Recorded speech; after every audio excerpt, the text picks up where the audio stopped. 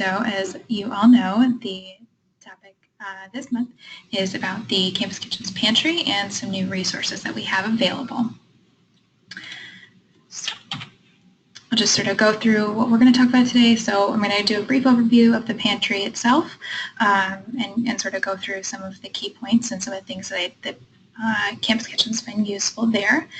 And then I'm going to talk a little bit more about some traditional media resources as well as some curricula, some of which are new we want to draw your attention to, others that you may not have seen before but are some great resources. And I'm going to talk a little bit about the new resource corner in our internal newsletter that you all should get every month. And then we're going to just do a brief overview about the Campus Kitchen Center. I found that several of you had said that it wasn't something that you were very familiar with or didn't know much about it, so I do want to just touch base about that as well. So we'll start off, so talking about the pantry. First of all, how do you find it? So this is our website, campuskitchens.org, and right down at the bottom here, there's a couple of links, the center, pantry, and apricot, that are just, it's an easy way to get to where you need to be. So if you click on the pantry, then it'll bring us over to the Campus Kitchens Pantry homepage. So if you haven't visited the pantry before, then you'll just need to request access. It is a private site, a private Google sharing site, so you just need to request access. And we'll grant you access, and then you'll be able to get into it from there on out. So we'll just sort of run through the different pieces here. So this is, like I said, the home page. It has some contact information if you ever need to get a hold of us. So then the overview page has an infographic, which we update each year, and we'll share it here as well. Operations is a great place to find all the forms you'll need, whether it's for your cooking shifts, your delivery shifts, any serve-safe information you need, all of these forms, and you just need to click on one of these, whichever one you need, and you can get into all sorts of information and download the forms. And it gives descriptions and things along those lines. The volunteers and leadership team, some great guidelines and helpful tips and tricks about recruiting volunteers and leadership team. So certainly take a look at that as you think about how you're getting volunteers to your campus kitchen. Programming, this is a section we're actually going to talk about in a little while, but we just wanted to show you all the great options that are here. We're only going to dive into a couple of them today, but I definitely would encourage you to go through and take a look and see what is behind some of these other great little containers. So certainly evaluations is a great place to think about how your program is doing. But like I said, definitely encourage you to take a look into that as well. The webinars, this is basically, so all of these monthly webinars we record and then we'll post in the pantry here. And so you can always take a look back. So you see down here in the 2017 section, we've got the Raise the Dough webinar from January. And we've got 25 schools competing. So if you're one of those schools or if you're just interested, certainly take a look at that.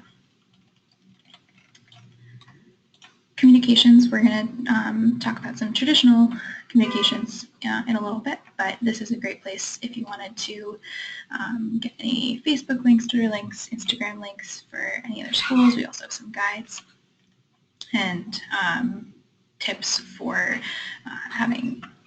for social media in general and for all these great opportunities. So finally, we've got the financials and reporting section.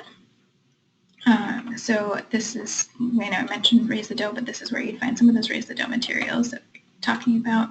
But it's also a great place to take a look at any grants. Now, we certainly want to always make sure to share grant opportunities with you in a lot of different ways, but we often will link back here to grant opportunities. So that's always a good place to keep an eye on. So going back to the traditional media, so some of the new resources that I wanted to share with you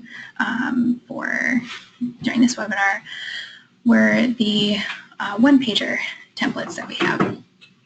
So we've created, and I'll show you an example here. So we've created a template for Campus Kitchens to use, and they can certainly edit it and add what they need to. So this is a great resource if you just want to have a document that's specific to your Campus Kitchen, has information about the programs that you offer or the partnerships that you have. This can be a great tool to edit that. So you can download this. This is the Word version. There's also a publisher version in there, so depending on what you're more comfortable with, but you can add your own photos, titles, and content. And certainly if you have any questions about how to do any of that or what is the best content that should be on there, you can certainly let us know. We'd be more than happy to help you with that. But like I said, this can be a great thing if you need to, you're giving something, out at an event about your program. You need to share the information with your school's administration, applying for things. This is a really nice resource to be able to use for all of those. And along the same lines, there are some other one-pager templates here as well, so take a look at those. And the other thing you can do with these is sort of customize an annual report.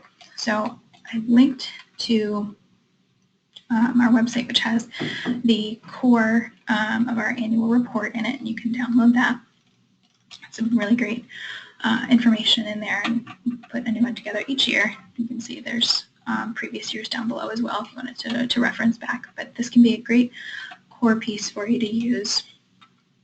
And then add one of those one-pagers in, or a couple of those one-pagers with different information about programs that you do. So if you have different programs, maybe it's in different locations, whether you're at the farmer's market or different partnerships with schools, those can be great things to feature in a one-pager and then include it with the annual report information. So it can be a really great resource for you.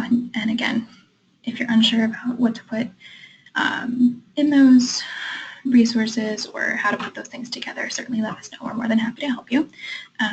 And I will just remind everyone too that in this communications category, there's also our branding guidelines.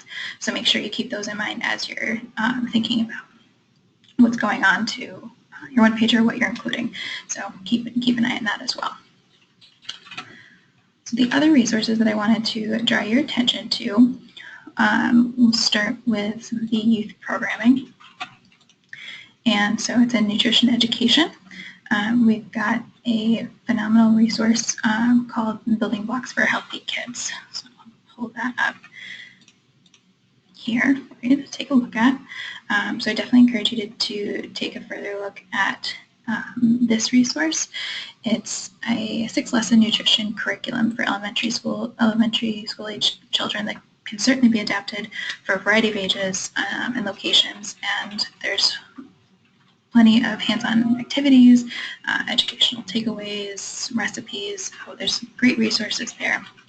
So not only was there that main guide that's on the pantry here, but there's also some evaluation tools to use here. So there's pre-tests and post-tests.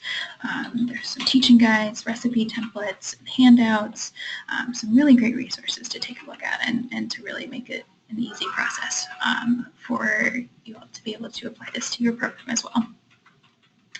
As sort of a partner to the Building Blocks for Healthy Children, there's also I just need to be on the picture. In the garden-based nutrition education is sowing seeds for healthy kids, which, like I said, is a resource that complements Building Blocks for Healthy Kids, but it focuses on using gardening as a tool to promote healthy eating. So similarly, there is the guide itself, as well as some great templates and evaluation instructions. I'll show you. Just take a quick look at the guide itself. Oh, this is the teaching guide. So this is a great way to take a look through and think about how you might be able to potentially use this with your own program as well. And then on the flip side, so some schools certainly work with younger students. Others may work with older adult program. So we do have another one I just wanted to point out for older adults, which is called Healthy Living Made Easy. And so this is a great set of flexible and adaptable discussion and activity guides and materials that can support healthy habits through experiential learning, and certainly you can tailor them to your community. So again, we've got lots of great handouts, all stored in the pantry as well, in addition to the Healthy Living Made Easy guide. So certainly take a look at those. There's some great activities that you would be able to incorporate into a variety of different programs and situations and scenarios. So these are the curricula that I wanted to point out, and I do want to share also that those are included on our website. So if you wanted to reference them for someone who doesn't have access to the pantry, the guides themselves are on our website on the curricula page. And while we're talking about our website for just a second, I do want to point out we have two other resources we won't dive into today, but the Rural Hunger Solutions and Going Beyond the Meal are two other great resources that I would encourage you to take a look at. I know I've thrown a lot at you all, a lot of resources, but certainly as the more that you can take a look at them and sort of read and digest them and think about how it might work best for your program. Certainly we're not asking to implement everything, but it can be a lot of great resources that may or may not work for your program. But if you have any questions about it, please feel free to let us know. So I mentioned briefly that we've started a new resource corner. So in our monthly newsletter, about half of the way down, and we'll certainly continue to include this, we want to feature new resources that we've made available to you. So the one that we featured in February was the Vegetable Hero activity. So one of our AmeriCorps Vistas, Emily, did a great job putting this together. It's a vegetable hero.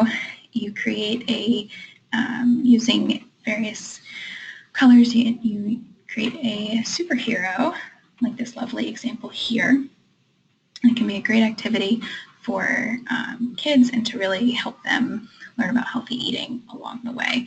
So I featured that in the newsletter, so certainly take a look at that. But then in addition to that, there's also a great guide for different nutrition activities for children, which includes some of the things that we've talked about already, but there's some great additional activities that can be incorporated into a variety of programs as well. There's also a fortune teller here too, which I think is a fantastic resource and can be a lot of fun in a lot of different circumstances. So keep your eye on other resources that we'll feature in the newsletters coming up. So we'll try and feature new in each month. So the last thing that I wanted to go over was the Campus Kitchen Center. So like I said at the beginning, it's something that many of you had mentioned that you didn't know much about, or that you weren't aware of it. So this is the center, and all the schools do have accounts already. So if you don't have an account in the center, like I pointed out in the beginning, there is a link on our website at the bottom where it says center. So you just click on that, and then you can request a new account, and you just have to choose your school. And then you can become part of your school's team.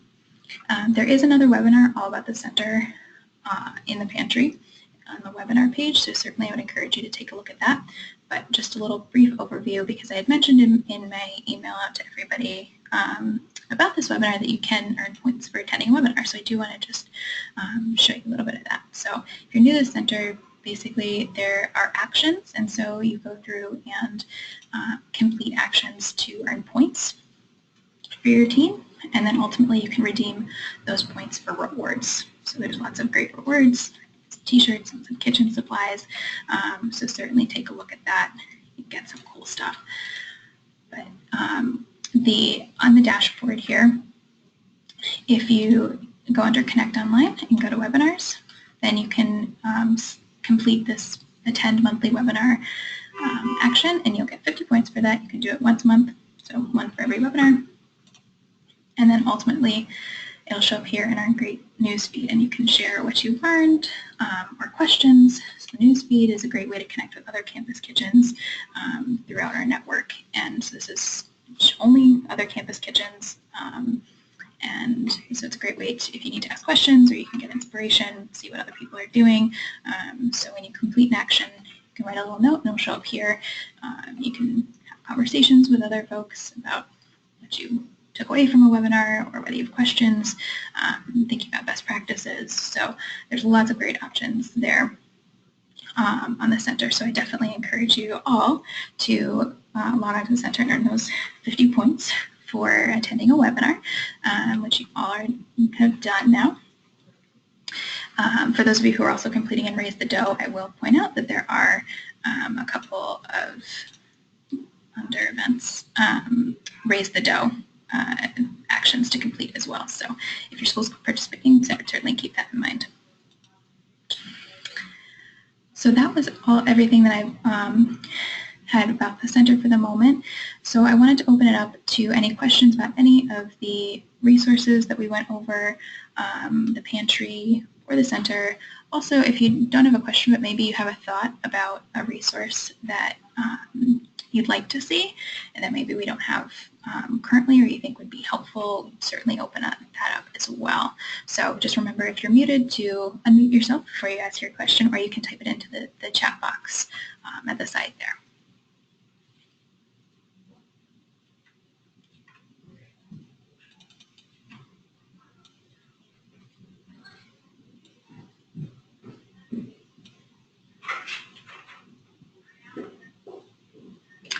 So the question was, who develops your nutrition and educational materials?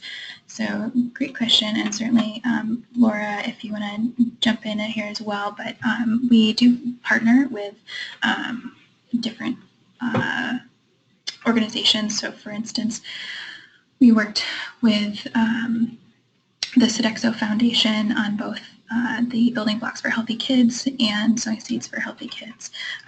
We partnered with the AARP Foundation for Healthy Living Made Easy.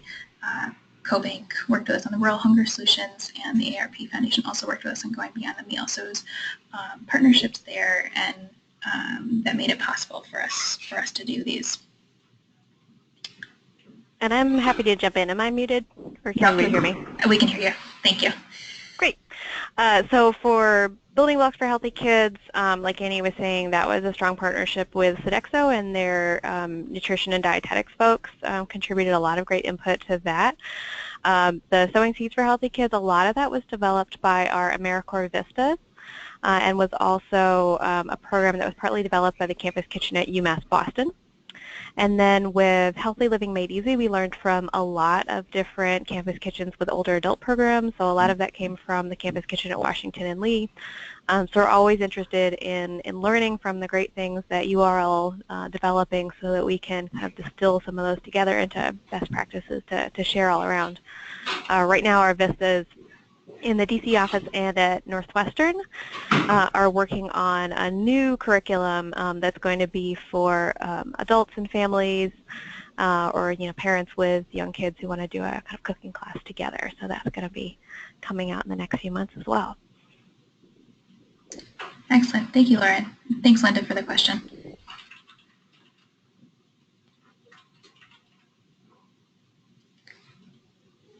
Hi, sorry, can you hear me? Yes. Okay, yeah. This is Linda at the University of Florida. If we have a curriculum or more than one curriculum that we've been using, and I know our students have been using your materials, and they've been having a lot of fun with the kids, I know. And we have other materials that have been developed here. I work with Extension. If we wanted to possibly offer those as options for other campus kitchens, how would we go about doing that? In other We're words, happy to share other resources. Either if you ever want to present a webinar, you're more than welcome to do that. We can also put materials up on the pantry, and then those are also great things if you want to, have your campus kitchen apply to speak at things like the Food Waste and Hunger Summit or boot camp. Those are also great opportunities. So we have lots of different ways that you can share those, but I'm sure a lot of other campus kitchens would appreciate that. okay, great. Well, I will be in touch. One of the curriculum that they're using, it was developed by someone else here in my department. It's a curriculum for kids. It's really great. And they've used a lot of those lessons, I know. So that's something, I'll talk to her about that, how she might want to share that. Wonderful. And Linda, am I right that your group works with really young kids, like younger than some of our materials are designed for? They work with various ages. They have, they work with the after-school program, so they have kids of, various ages that come there. But they're not working with preschoolers. Okay, gotcha. Thanks. Or elementary school. Yeah. But I know that they have used your materials, the building blocks, because I've made copies for them. So whatever that age group is, they're working with them. Great. And certainly, Linda, when I email out the webinar after this is over, I'll email out the recording. You can certainly respond to me. We can connect from there about the best way to use some of those materials, or I can certainly provide some more information about opportunities for your group to continue to share some of that. Okay, thanks. Thank you. Any other questions?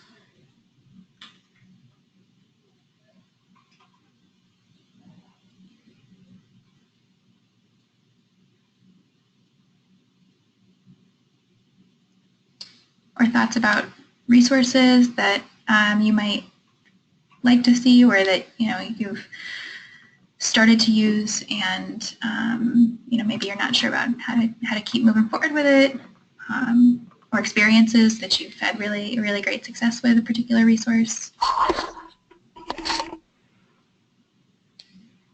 I have another question. Sure. Nobody else is. Sure. I'll just hog all the time. I don't think there are very many people on the call. You mentioned something about grants, and that's something that we're very interested in. We're a very small group now, and kind of a small program, so we seem to be our students seem to be spending a lot of time trying to do fundraising so they can pay you guys, and they really want to be, raising money or getting money somehow to help with our program and to build Campus Kitchen at the University of Florida. So I wondered if you have more information about grant opportunities or other ways of getting substantial money to help with growing our program. Absolutely. I'm happy to jump in on grants, Annie. Sure. So we're always looking out for new funding opportunities to offer to campus kitchens. So we went through a round of proposals in December. A number of campus kitchens applied for funding in rural areas, so we just gave out a new group of grants under our CoBank subgrant. And then in this summer, we're going to be posting a new request for proposals for campus kitchens who are interested in grants for working with seniors. And that's going to be through AARP Foundation. So those will come out this summer and will kick in at boot camp in August. We have a couple open proposals out to funders. We're hoping to have a new round of funding run on Campus Hunger, but we're waiting for that to get approved. And there should be some additional funding opportunities in the fall as well. So we try to have at least several sub-grant opportunities for all of you guys. Unfortunately, the Walmart funding from last year, which Linda, I know you guys at Florida were on, you guys got that grant last year. Walmart only made that a one-time opportunity for 1 year, so that one didn't get repeated this year, but we will have other opportunities in the future. Annie also does a nice job of putting grant opportunities in the monthly newsletter, so if you check the bottom section of your monthly newsletter that you get on the 1st, that usually has some great ones in there. In January there was a nice advertisement for some Sodexo funding through YSA. And a number of campus kitchens have received that grant in the past. And the other thing I'll jump in here too, I know University of Florida is planning on participating in Raise the Dough in a week and a half. So that'll be a great opportunity as well to do some fundraising. And certainly if you have any questions about making that fundraiser successful, you can let me know.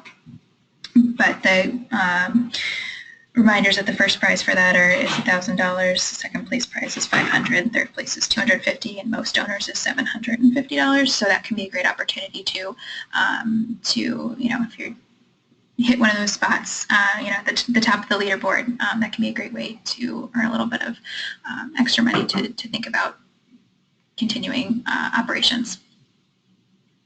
Great, thank and you. just adding to that, there's also this year $7,500 in matching funds. So all of you guys who are participating in Raise the Dough, definitely get your donors active early with their smaller donations of under $100 in order to hit that matching funding. Thanks.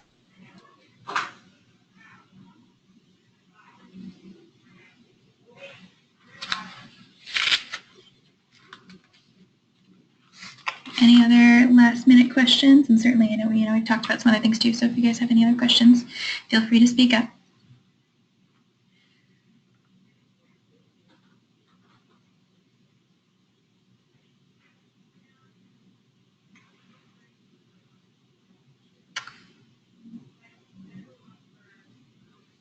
All right, well, if there aren't any other questions, or if you think of any, feel free to email us as well. Like I said, I'll be sending out the recording of the webinar in a little bit, and so if you think of any questions after the fact, certainly feel free to email me back.